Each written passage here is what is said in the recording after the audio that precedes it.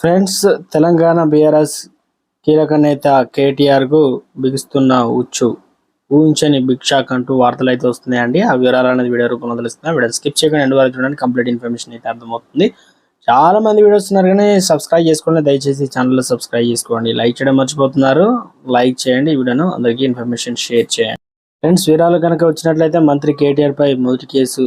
రేవంత్ సర్కార్ మెటీరియల్ దొరికింది. ఇక ఫార్ములా ఈ రేస్ కంపెనీకి సంబంధించి ఎలాంటి అనుమతి లేకుండా 55 కోట్లను పట్టణాభివృద్ధి శాఖను చూసిన అరవింద్ కుమార్ మంజూరు చేశారు. నిబంధనల ప్రకారం చేపట్టాలని ప్రాసెస్ చేపట్టలేదు, కేబినెట్ అనుమతి తీసుకోలేదు. దీంతో రేవంత్ సర్కారు ఐఏఎస్ అరవింద్ కుమార్ ను వివరణ అడిగింది. సిఎస్ షోకాజ్ నోటీసులు జారీ చేయడంతో ఆయన వివరణ ఇచ్చారు. ఇక తనంతట తానుగా డబ్బును రిలీజ్ చేశానని ఒప్పుకుంటున్నట్లయితే మొత్తం తెచ్చి కట్టాల్సి ఉండటమే కాకుండా కేసులు పాలవలసి వస్తుంది. దీంతో ఆయన కేటీఆర్ ను ఇరికించేశారు. అప్పట్లో మంత్రిగా ఉన్న కేటీఆర్ చెప్పబట్టి డబ్బులు రిలీజ్ చేశానని వివరణ ఇచ్చారు. దీంతో ప్రభుత్వంపై ఇరువురిపై కేసులు పెట్టి డబ్బులు రికవరీ చేయించాలని ప్రయత్నిస్తుంది.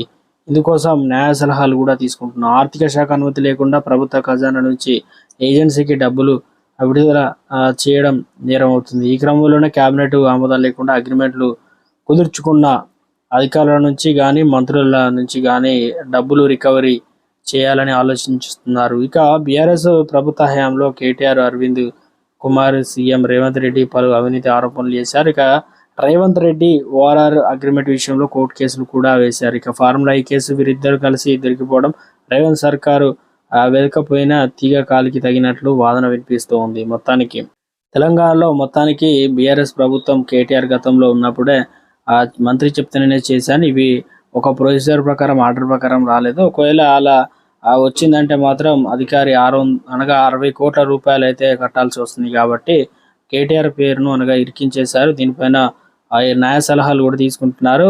కేటీఆర్ను ఇరికించే ప్రయత్నం అయితే మొత్తానికి కేసు అయితే 60 కోట్ల రూపాయలు అయితే చెల్లించాల్సి అయితే ఉండే విధంగా న్యాయ సలహాలు కూడా తీసుకుంటున్నట్లు వార్తలు అయితే వస్తున్నాయండి.